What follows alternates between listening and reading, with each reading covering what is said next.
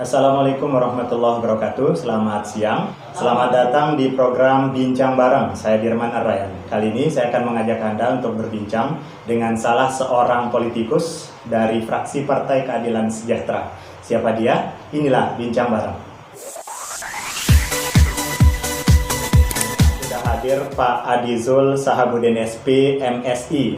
Beliau akan kami wawancarai sedikit bagaimana karir politik selama ini. Kita sapa. Assalamualaikum Pak Adizul. Waalaikumsalam warahmatullahi wabarakatuh. Oke, selamat datang. Ini pertama kami berterima kasih karena sudah bersedia menjadi narasumber. Kemudian gimana nih keadaannya saat ini? Ya, sampai saat ini kita masih di rumah saja Ya. karena suasananya lagi mengikuti harapan pemerintah untuk tetap di Ya. rumah. Sehat selalu ya. Alhamdulillah. Oke, ini berbicara tentang karir politik Pak Adizul. Gimana ceritanya pertama-tama mengawali karir di dunia politik? Ya, pertama-tamanya di tahun 2002 ya. Tahun 2002 waktu itu baru muncul undang-undang tentang otonomi daerah. Ya. Jadi di desa itu ada lembaga yang namanya BPD. Ini, Waktu itu masih Badan Perwakilan Desa.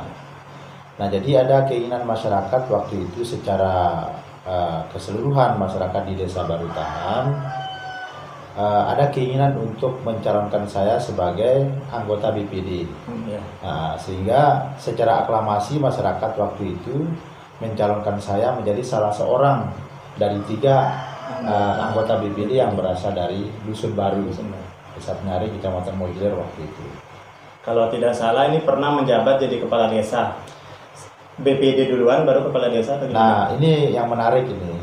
Waktu itu kan setelah beberapa minggu setelah dipilih secara aklamasi sebagai anggota BPD, tetapi belum di-SK-kan oleh Bupati waktu itu.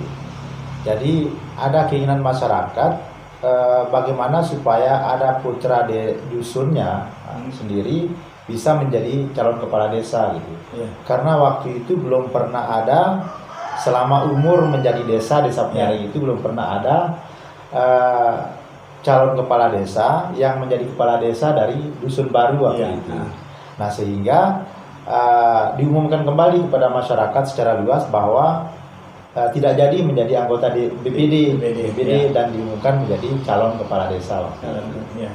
Nah, alhamdulillah dari 3 calon yang dipilih oleh masyarakat, alhamdulillah saya terpilih sebagai kepala desa Penyaring, Kecamatan Mogilir waktu itu. Ya. Berapa periode saat itu? Cuma 1 periode Satu saja. periode. 1 periode. Kemudian coba di dunia pemberdayaan waktu itu. Iya.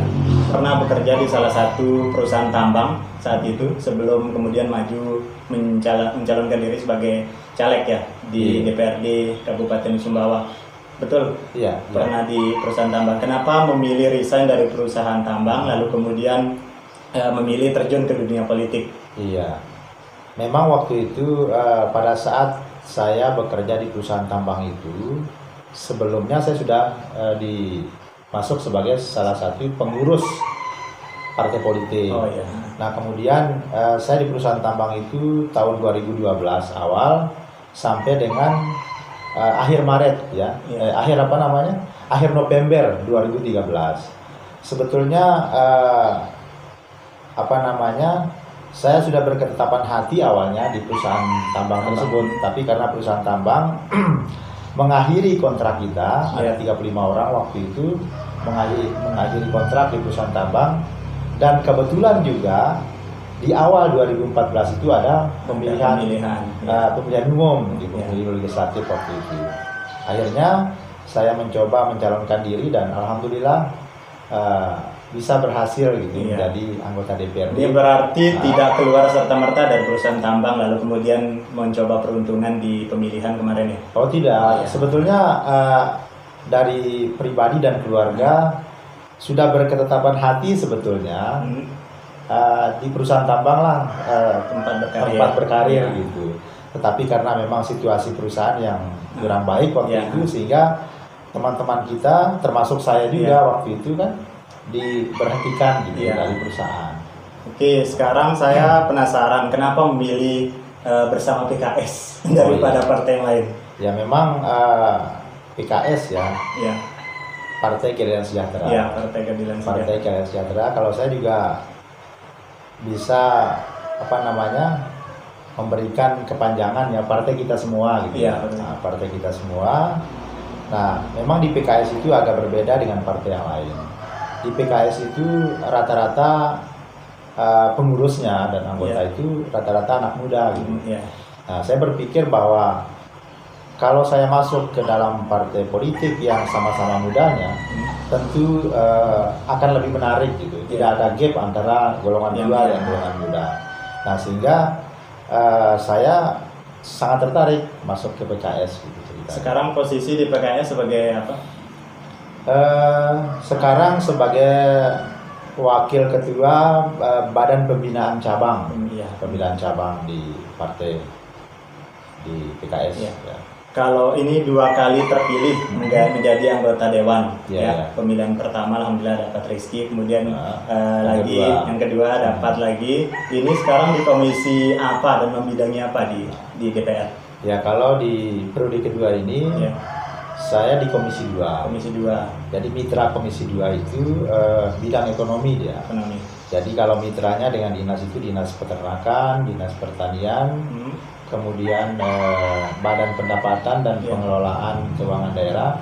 Jadi intinya bidang ekonomi. Bidang ekonomi. Nah, tapi kalau sebelumnya di Ya. periode pertama itu di Komisi 1, saya di Komisi 1 bermitra dengan dinas atau badan yang mengurusi masalah kependudukan, aparatur, kemudian pemerintahan dan keamanan dan ketertiban. Itu di periode pertama. Di periode pertama. Nah, sekarang ini banyak kawan semua mungkin yang nanya di rumah, ada rencana tidak ke depan untuk meneruskan karir gitu ya, seperti itu ke tingkat provinsi, kemudian ke tingkat nasional dan lain sebagainya. Iya. Kalau masalah itu ya, kita juga selalu berkeinginan bahwa semakin luas lahan pengabdian kita itu semakin bermanfaat kita Ya. gitu. Namun demikian itu tergantung dari partai nantinya. Ya. Kalau misalnya partai kita menginginkan kita tetap di sini, alhamdulillah.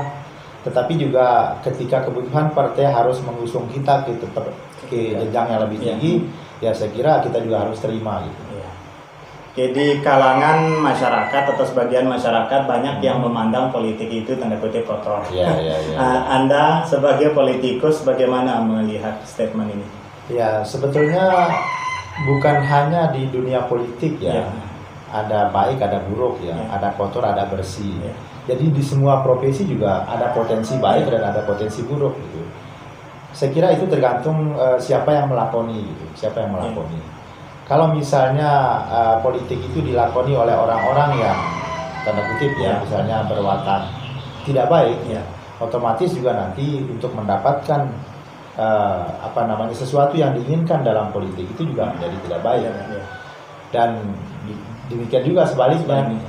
kalau misalnya politik itu dilakoni oleh orang-orang yang baik, kemudian